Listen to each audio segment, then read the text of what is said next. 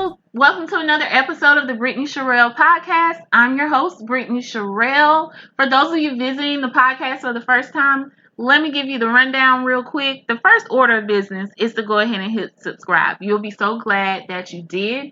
And what you need to know about this podcast is that it is designed for busy, high-achieving women, aka the super women of the world. It's a safe place to pull off your cape, to be vulnerable, and to get into conversations that will serve us elevating into our best selves. Our topic this week is pillow talk. The real on relationships. And honestly, I think I've kind of avoided this topic for various reasons, and I really can't give you a good one. So what I came to conclude was that it was overdue to talk about love and romantic relationships, because if we are healing our whole selves, we gotta talk about this. And the starting point of this conversation, in my opinion, is what we think about love, what we think about romantic relationships, because a lot of us struggle in relationships because we haven't even opened up our minds and our hearts to believe that we are capable of attracting healthy, authentic love. And I mean, it's perfectly normal to have your reservations about finding that type of love, considering how we're exposed to so much shady stuff, considering social media and other mediums of media, because we're constantly being bombarded with scandals, affairs, all kind of craziness. And it makes it hard to really stick your guns to believe that you will experience something other than that. But what you have to understand is you will experience what you attract and what you believe for yourself. And so we have to start the conversation by equipping ourselves to change our mindset towards love, period. Good, clean, authentic, healthy love does exist, but we have to know what that looks like for ourselves. You have to know what kind of love you need.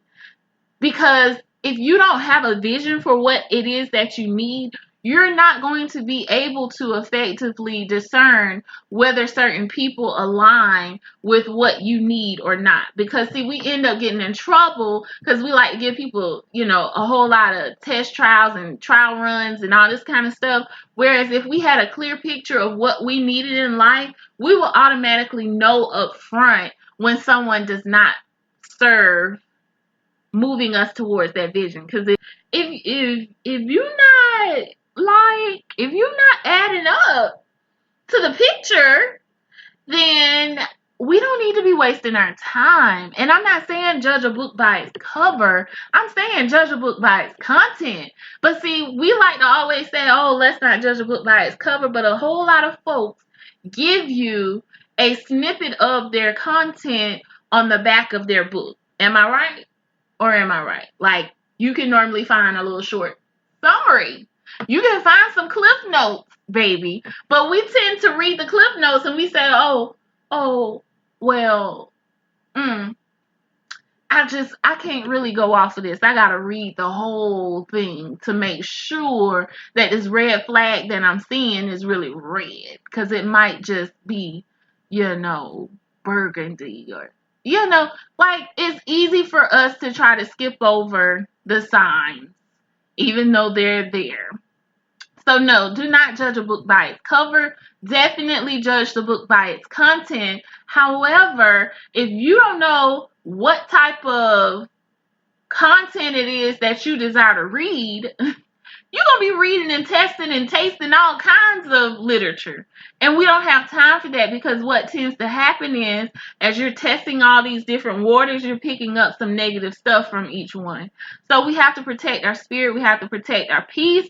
And you do that by being clear on what it is that you need out of life, what you need out of a partner. And when someone or something does not align with that, you have the authority, you have the discipline, and you have the desire to go ahead and not even invest any further energy into that. So a little bit further, let's talk about what those relationships should look like, period. We talked about in earlier podcasts about how any type of connections to you should have a mutual exchange of value. And that same thing is true for romantic relationships. You and your partner y'all should be like tip for tap. And when I say tip for tap, I mean tipping and tapping are not the same thing. They're not. But tipping and tapping complement each other. Otherwise, you would say y'all should be tip for tip or tap for tap. And that's not it. The saying is tip for tap. And that's because you and your partner should be complementary. So just because I scratch your back doesn't mean you need to scratch my back. Because maybe what I need more from you is somebody who can rub my feet. That's what I mean by a mutual exchange of value rather than an equal exchange of value. The both of you may not make the same type of money. One may make an extraordinarily larger amount of money than the other. However, the person who makes less money may be better at money management. Come through, somebody. Yes, I'm talking to you. So you have to get clear on what it is that you really need in your life. Like, need in your life. Okay? Because that is going to help you determine whether people are in alignment and if you should even be investing your time.